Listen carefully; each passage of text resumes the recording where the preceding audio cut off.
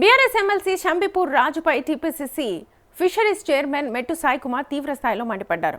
ప్రభుత్వ భూములు దోచుకోవడంలో, భూ కబ్జాలు చేయడంలో షంబీపూర్ రాజు దిట్ట అని అన్నారు. కేటీఆర్ మోచేతి నీళ్లు తాగే షంబీపూర్ రాజుకు నిరుద్యోగుల గురించి మాట్లాడే అర్హత లేదని దుయ్యబట్టారు. సీఎం రేవంత్ రెడ్డిని విమర్శించే స్థాయి షంబీపూర్ రాజుకు లేదని ధ్వజమెత్తారు. కేటీఆర్ మోచేతి నీళ్లు తాగే షంబీపూర్ రాజు నిరుద్యోగుల గురించి మాట్లాడే అర్హత నీకు అసలే లేదు. 2018 సంవత్సరంలో బీఆర్ఎస్ పార్టీ సంబంధించిన ఎజెండాలో 3016 రూపాయలు నిరుద్యోగ భృతి ఇస్తున్నారు. అది ఎక్కడ పోయింది? అది చెప్పు.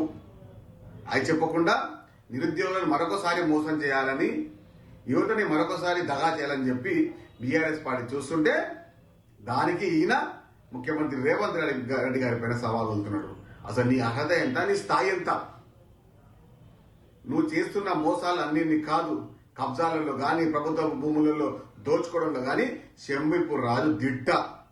ఇంకా ఈయన మాట్లాడుతూ ఉన్నాడు కళ్ళబొల్లి మాటలు, కబూర్ల మాటలు.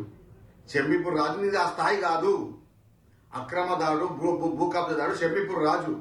నిరుద్యోగుల గురించి మాట్లాడే అర్హత లేదు. కేటీఆర్కి లేదు, కేసీఆర్కి లేదు.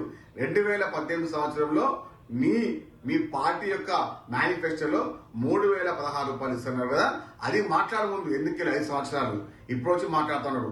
ముఖ్యమంత్రి రేవంత్ రెడ్డి గారు వచ్చిన 2.5 సంవత్సరాల్లో 79,000 ఉద్యోగాలు ఇచ్చింది.